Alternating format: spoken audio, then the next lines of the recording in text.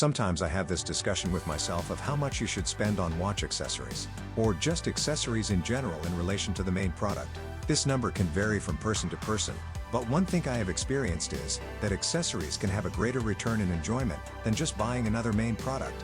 So instead of 12 watches, then maybe buying 10 watches, and use some of that money on accessories can help with greater return of enjoyment. But how much you should spend on accessories can seriously vary depending on your own priorities. Today I'm reviewing premium straps. The prices range from $169 to $179. I have been given these straps from an independent company named Wattencraft. I have worked with them on another project, where I reviewed some of their bags and camera straps, which some of the best I have tried. It's a great company, with great personnel, so obviously I'm happy to review some of their products again. I have been sent 3 straps, which I personally chose from their website. There is the War of Path, which is probably their most unique offering. Then you have the Burned Sun, which I also appreciate for its unique patterns. And at last the classic Nubuck. All of these are handmade, and can be custom made, just for your needs. They come in a fairly premium protective packaging. It all comes in a hard cardboard box. The straps themselves are sealed up in this plastic bag, so it's protected. They have also added a cool war-themed keychain to go along with the strap. The leather. The straps are made up of vegetable tanned leather, which has a lot of desirable properties, and has long been seen as the best form of leather to use in customer products. They evolve gracefully with time, and creates an aesthetically pleasing vintage patina. It softens up, and becomes more supple, and molds to your wrist. The feeling and quality of vegetable tanned leather is the absolute best, and I think you would notice the difference compared to genuine Italian leather, which you usually find shipped with your watch. One detail I did not think too much about is the nicer feeling of the buckle. The quality, the dense feeling, the beveling, the polishing to create a smooth sensation does help with the overall comfort. Customization. The coolest thing about acquiring a strap from Wattencraft is their dedication to meet their customers' specific needs. These straps will be hand and tailor-made with the specs you provide.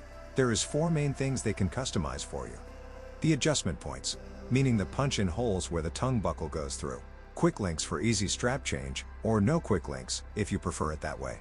Lug width and size of the strap. In terms of adjustments points, I think they automatically punch in 5 holes. In my scenario I think I overestimated the size of my wrist, so I probably wished I had asked for maybe 7 or 8 holes, but let them know in advance and they can make that change for you. Quick or no quick links. I always, and I truly always want quick links on my straps. I think they are essential for me having the motivation for changing and experience new straps, otherwise I just don't change them. Definitely ask for quick links. Lug width can be a bit tricky depending on the watches that you have. Luckily for me, almost all my watches are 20mm in lug width, so for me it was an easy decision. But maybe you just want one strap for that one watch with the odd lug width, then this will be the perfect chance for you. Last but not least, the size of the strap. Make sure to measure your wrist size beforehand to experience the best fit. There is a guide on their website of how to do it the best way. You just tell them what your wrist size is, and they will make size the straps that corresponds with your wrist size. The 3 straps, the Nubuck leather, Burning Sun, and the Path of War. The Nubuck leather strap has a distressed look, with white veins running through the leather. As I said previously, the Nubuck colorway is what I have been gravitated towards lately. I think it's classy and fits with everything. The price is $169. Then you have the Camouflage or the Burning Sun. Honestly, this one is growing on me a lot. The strap has a burned finish all the way through, with a natural rope color for the stitching. This finish has been reproduced throughout the whole strap. The sides, the edges, and the belt loop. These design touches elevates the vintage and military aesthetic they want to achieve with it. The price is $179. The Path of War is probably the most unique and cool offering. It's a throwback to the kings and generals of China's history. The Path of War are transcriptions inspired by Zhuge Liang and transcribed by Yue Fei. The buckle is a bit different here. It's more muted and darker in its tone. I think it does fit with the overall theme of truly making it military-inspired strap. In general, I just prefer the silver tone more. Like the Burning Sun, it has the burned finish around the edges of the strap, which gives it a distressed look, almost emulating it has been through combat. The price is $169.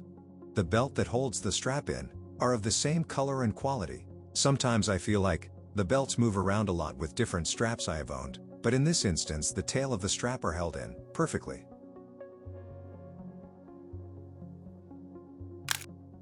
Which one do I choose? If you had to choose one strap of all these 3, just to try out one high-quality strap, get a simple one like the Nubuck. I think the Path of War is their most unique offering, but the Burned Sun is the most interesting one. Initially I enjoyed the Path of War the most, then Burned Sun, and then Nubuck. Now it's Nubuck, and then both Burned Sun and Path of War. I'm not sure why it shifted for me that way. I do wish they made Path of War in a dark olive green or black, like Vodan Craft's camera straps with white calligraphy, but I do understand the brown scheme, since it's an earthy color, which fits the military aesthetic. I do think there is nothing like Path of War of Burned Sun on the market, and if you want something unique and aesthetically pleasing, I think those two are the way to go. Or if you want one quality strap that goes with everything, then the Nubuck colorway is the way to go. The tail. One aspect of a strap, which is not talked about enough, is the tail. So what I mean by the tail, is this part here, that is created when you put the strap through the buckle. The excess amount of straps.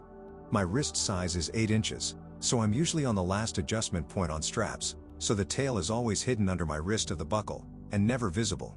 Sometimes I have wished to see how it would look like with the tail being longer, so you can recognize some of that tail at the peripherals. There is 3 reasons for that. First reason, it feels like I have an actual band on, so it's like an additional piece of accessory.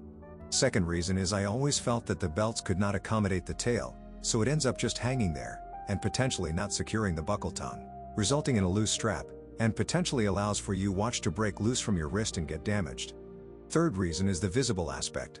I think it's just cool. It gives a different type of aesthetic on your wrist.